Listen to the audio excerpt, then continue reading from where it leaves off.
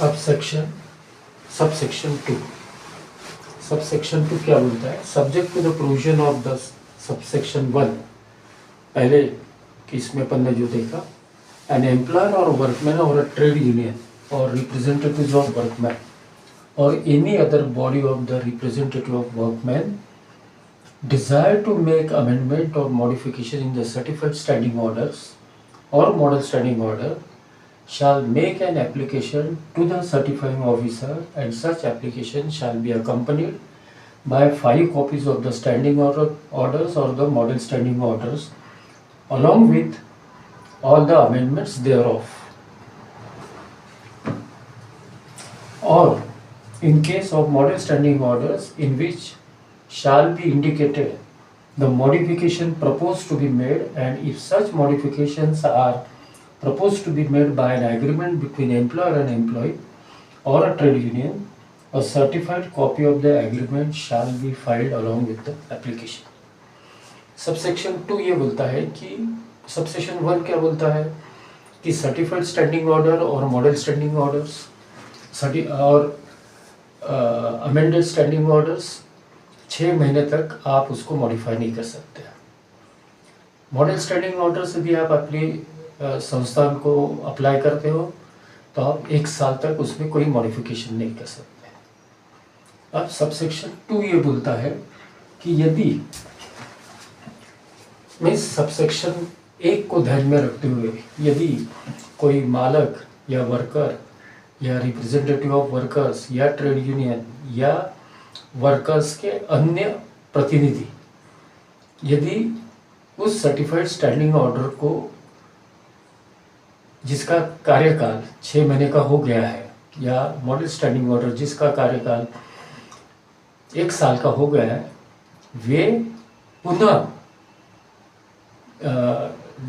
जो अमेंडमेंट्स करनी है स्टैंडिंग ऑर्डर में उस स्टैंडिंग ऑर्डर की 5 प्रतियां सर्टिफाइड ऑफिसर को सर्टिफाई करने के लिए सबमिट करेंगे।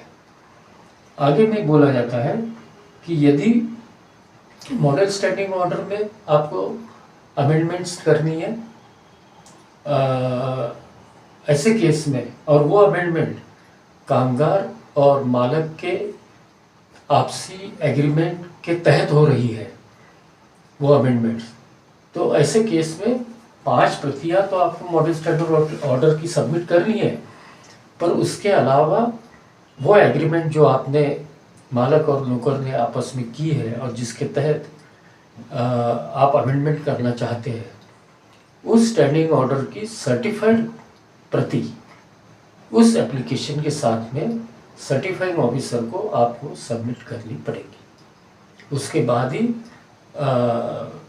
उस एप्लीकेशन के ऊपर विचार किया जाएगा।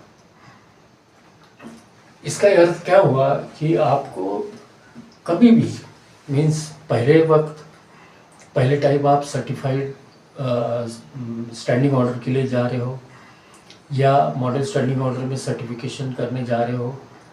तो दोनों केसेस में मीन्स पहले बार कर रहे हो या इम्प्लीमेंट करने के 6 महीने या इम्प्लीमेंट करने के 1 साल बाद कर रहे हो, दोनों केसेस पे आपको मॉडिफिकेशन या अमेंडमेंट के लिए उस स्टैंडिंग ऑर्डर की 5 प्रतियां सबमिट करना अनिवार्य है। ठीक है।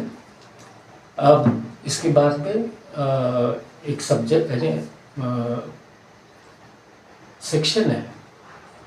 और टाइटल है उसका सब्सिस्टेंस अलाउंस, उदर निर्वाह भत्ता। तो ये अपन कल के लेक्चर में करेंगे। आज इसके ऊपर जिसको डिफ़िकल्टीज़ है, समझ में नहीं आ रहा है, वो आप अपने चिट्ठियाँ CR को दे, इसके बाद में अपन डिस्कशंस करेंगे। धन्यवाद।